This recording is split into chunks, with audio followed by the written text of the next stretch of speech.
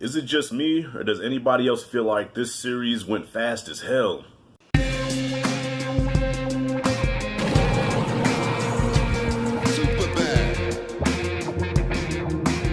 When they first announced that this was a 10-part series and that we were going to be getting episodes every week, I'm like, this is going to take forever. And now we're 2 episodes away from the finale. And this went by so fast only because this documentary is so good.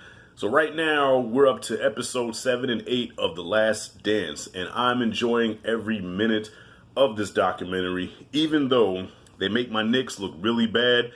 But it's a documentary, it's factual. I'm just going to have to accept the fact, y'all, that the Knicks were just an inferior team to the Bulls. I could not say this 20 plus years ago. I'm saying it now. All right, I'm 40 years old. My face is fatter and I got some grays. I'm an older man now and I can admit it. The Bulls were just better. I made every excuse in the book. Well, if we had somebody that can match Jordan, if only we got certain players back, if we never traded Mark Jackson, if Patrick Ewing knees weren't bad, and I even blame Spike Lee. I even said the reason why we're losing is because Spike Lee can't shut up and he's always pissing Michael off.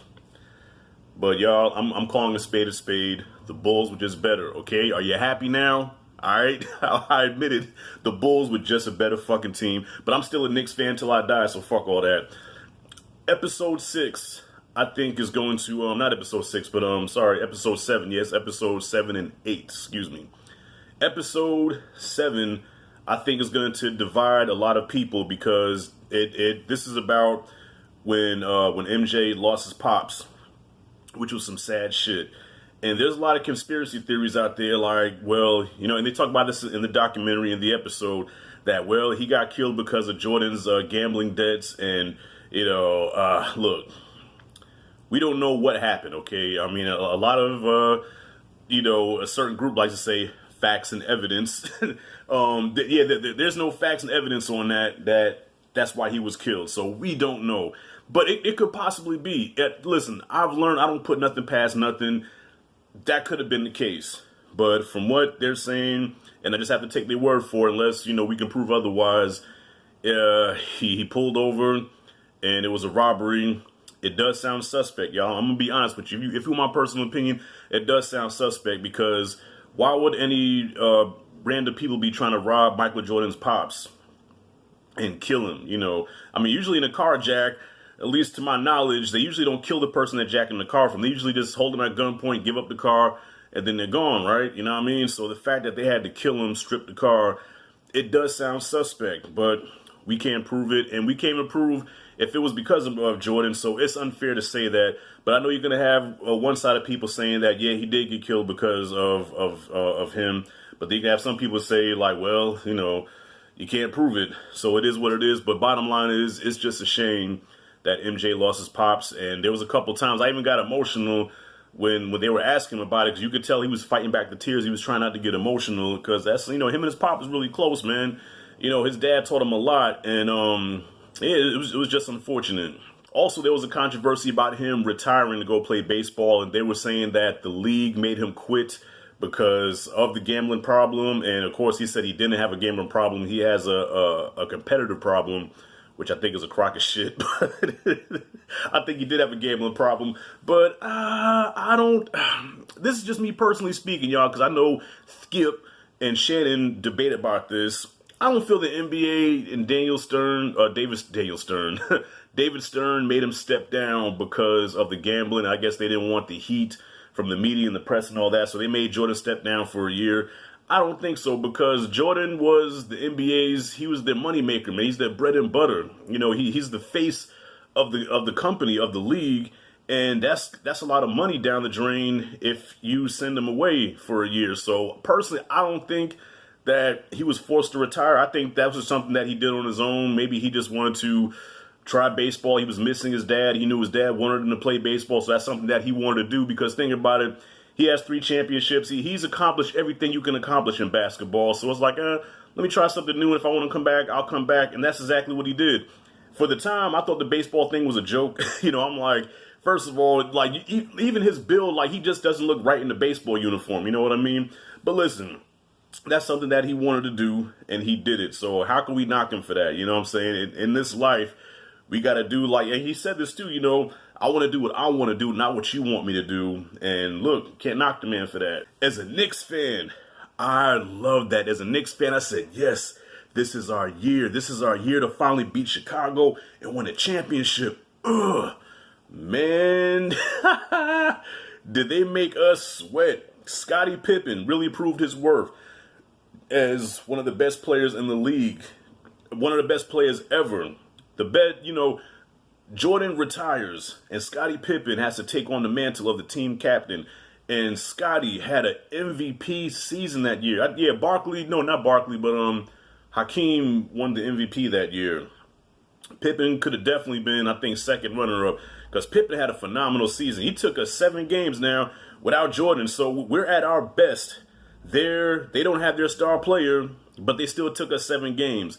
That says a lot. But listen, I celebrated. We won. Patrick Ewing with the arm extension. This is our year, yes. And we go meet the Rockets. Beat us in 7. I don't even want to talk about that.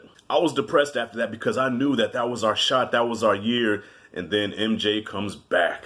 Not only does he come back, he wears 45. And at first he's rusty against the Pacers. And then who does he make his big comeback against? Ding, ding, ding. The New York Knicks. Drops 55 at the Garden. We just can't beat this guy. The Magic end up taking him out in the playoffs. And Jordan spends the rest of that year on a mission and determined to beat them the next year. There needs to be a compilation video of all the times that Jordan had to prove somebody wrong, when trash talking against MJ goes wrong, when you beat him, and how he'll stop at nothing to beat you. Now, unlike some other people, not naming no names, but he didn't try to form a super team. He recruited Dennis Rodman. That was the only missing piece because Horace Grant went to the Magic, so they didn't have a rebounder. They got Dennis Rodman, and that's all they needed. Next year, 72-10, best record in the league. I think to this day, the best team ever assembled. I think the only team that could possibly beat that 72-10 Bulls team probably would be maybe the 2000 Lakers.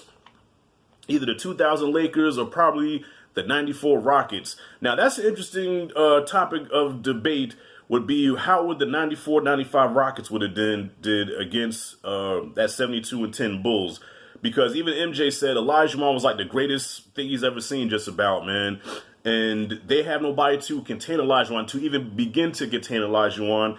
And in every finals that they won, they never went up against a dominant big man. Like, the closest thing they had was Karl Malone. And that was a very competitive series both years where they won 6 games. So imagine Hakeem the Dream against MJ in the finals. That would have been interesting. Imagine Shaq Diesel against MJ in the finals. I don't know. I'm not saying they'll beat him, but I'm saying if any team could beat that Bulls team, it'll be either the 2000 Lakers or the the Rockets of that year. So yeah, MJ comes back, man. They have the best season of that year.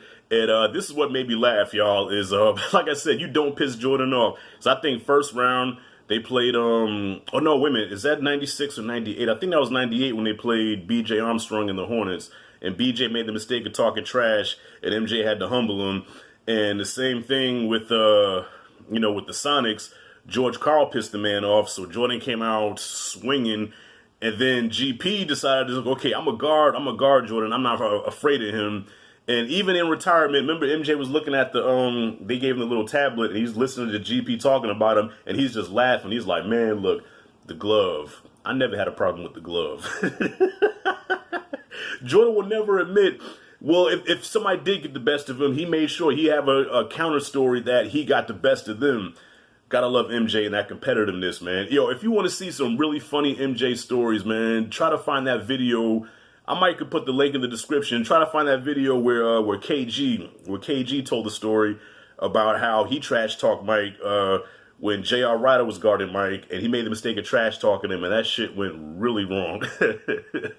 So yeah, y'all. So it ends with the Bulls winning their first championship of their next three-peat against the Sonics.